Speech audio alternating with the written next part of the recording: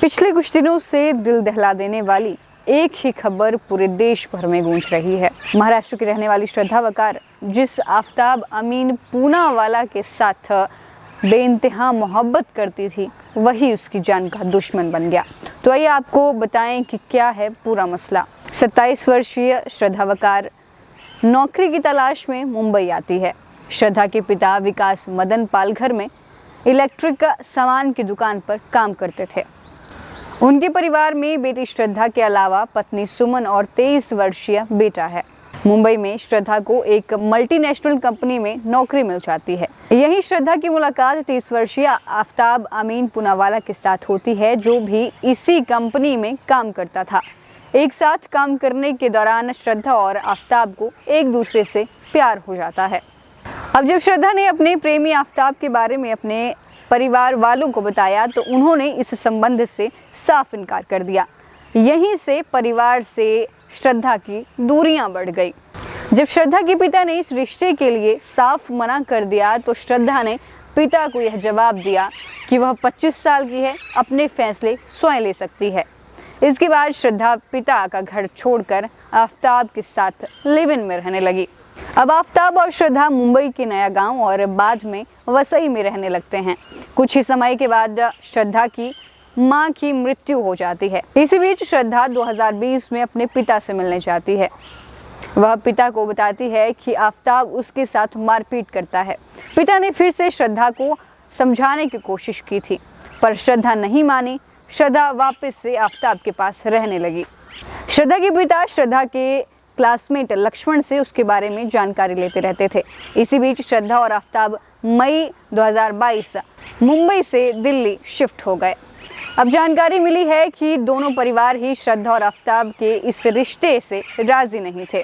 फिर श्रद्धा के दोस्त लक्ष्मण ने उसके पिता को बताया कि पिछले 1.5 महीने से उसकी श्रद्धा के साथ कोई बात नहीं हुई है, ना ही श्रद्धा का कोई फोन उसे आया है। परेशान पिता ने पालघर के मणिकपुर थाने में श्रद्धा की गुमशुदगी की रिपोर्ट दर्ज कराई, पर क्योंकि श्रद्धा दिल्ली से गायब हुई थी, इसलिए महाराष्ट्र पुलिस ने रिपोर्ट दिल्ली की महरौली थाने को ट्रांसफर कर दी। दिल्ली पुलिस ने छानबीन शुरू कर दी और आरोपी आफ्ताब को हिरासत में ले लिया। आरोपी आफ्ताब से जब पुलिस ने पूछताछ की तो पहले तो पुलिस को गुमराह करता रहा। फिर पुलिस ने आफ्ताब के घर पर जाकर भी छानबीन की, पर कोई सुराग नहीं मिला।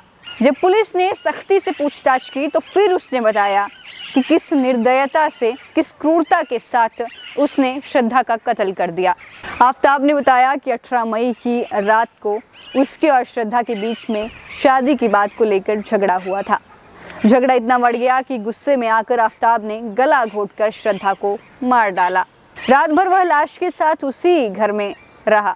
अगले दिन 19 मई को वह मार्केट में जाता है, फिर एक फ्रिज वहां से खरीदता है और उसके साथ एक आरी खरीदता है और घर में आकर बाथरूम में लाश के छोटे छोटे टुकड़े कर देता है। घर में लाश से बदबू ना हो इसके लिए वह परफ्यूम भी छिड़कता है। आफ्ताब ने शव को 35 टुकड़ों में बड़ी ही बेरहमी के साथ काटा था। 15 से ज्यादा दिनों तक देर रात दिल्ली के महरौली जंगल में शव के टुकड़ों को फेंका करता था। श्रद्धा को जिंदा बताने के लिए आफ्ताब श्रद्धा के सोशल मीडिया अकाउंट को एक्टिव रखता था और श्रद्धा के दोस्तों से बातचीत भी करता था। आफ्ताब ने पुलिस की पूछताछ में बताया कि अमेरिकी वेब सीरीज डेक्स्टर देखकर उसने मर्डर को अंजाम दिया। श्रद्धा को मारने के बाद आफ्ताब सामान्य जीवन जी रहा था ताकि किसी को उस पर शक ना हो। श्रद्धा को मारने के बाद आफ्ताब ने दूसरी लड़कियों से भी दोस्ती की और उन्हें भी उस घर में लाता रहता था जहां उसने श्रद्धा की बेरहमी से हत्या कर दी थी। आपको और भी बताते चलें तो आफ्ताब इतना साइको था कि ये सुनकर आपकी भी रूह कांप जाए। आफ्ताब ने जिस फ्रिज में श्रद्धा की बॉडी के टुकड़े रखे थे, उसी फ्रिज में वो अपना खाना भी रखा करता था। और इससे भी ज़्यादा दिल दहला देने वाली बात यह है कि वो उसके कटे हुए सर को हर रोज़ देखा करता था। ये बहुत ही निंदनीय है और इंसानियत को शर्मसार कर देने वाली घटना है। दिल्ली पुलिस के मुताबिक महरौली के जंगलों में श्रद्धा के शव के टुकड़ों की छानबीन की जा रही है, लेकिन अब तक कोई भी टुकड़ा नहीं मिला है। पुलिस आफ्ताब के घर पर भी गई थी जहां उसने श्रद्धा को मारा था। वहां पुलिस को खून के धब्बे मिले हैं जिनकी जांच की जा रही है। पुलिस ने कोर्ट से नार्को टेस्ट और डिमांड की कार्रवाई की मांग भी की है।